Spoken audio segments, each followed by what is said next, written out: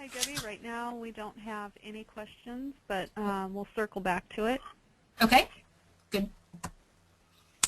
So we've talked about the framework, we've talked about the tools, and now we're moving into the strategies of how to reduce your out-of-pocket cost.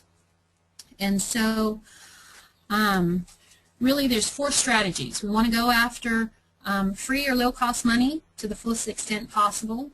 We want to have Uncle Sam pay whatever part of the cost or give us back, give us a credit back for the money that we've spent.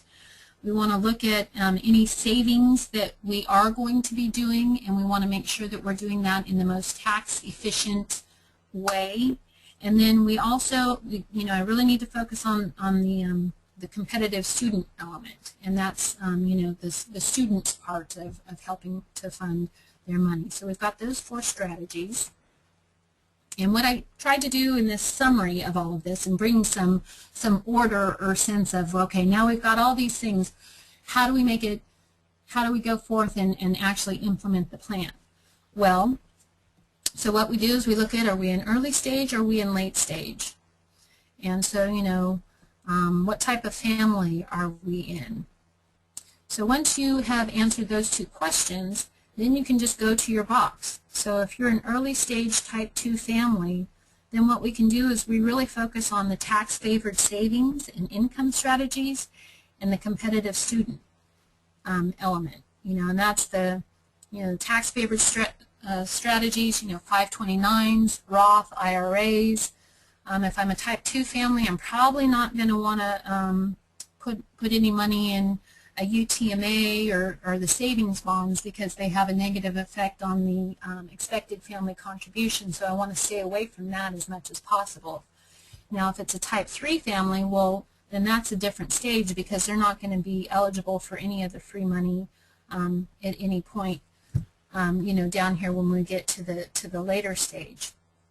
So, with the type 2 and the type 3 family, that's where we need to be really careful about, when we're in early stage, yeah, we want to look at, strategies that are going to be tax efficient and tax favored.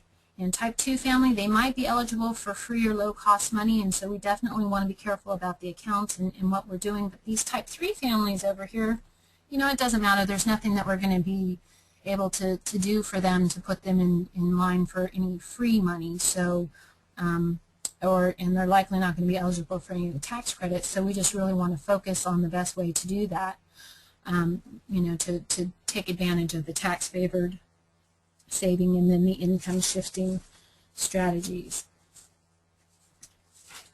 So, in conclusion, I hope that I've been able to kind of frame up the discussion and help you think about how to approach this big topic of education funding. And one of the things that I'd like to just highlight and emphasize at this point is that education funding is one of the many goals that you typically have. I mean, the clients that we work with, retirement, education funding, something about a house, but there's all of these goals, and while this education funding is a very big and very involved funding plan, we really want to emphasize that it should play well with the rest of your plan and that it needs to have a lot of flexibility, because the more flexibility we have, if for some reason your child gets a scholarship and you have all this money saved in education funding, to take it out, you're going to have some sort of penalty, which is why I really am, in favor of the Roth IRA at this point and using that to its fullest capacity before moving on to other ones. It